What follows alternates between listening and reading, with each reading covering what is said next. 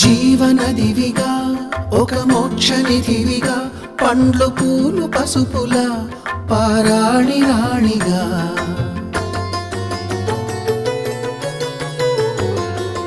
శివుని జటలనే తన నాట్య చతులుగా జలకమాడు సతులకు సౌభాగ్యదాత్రిగా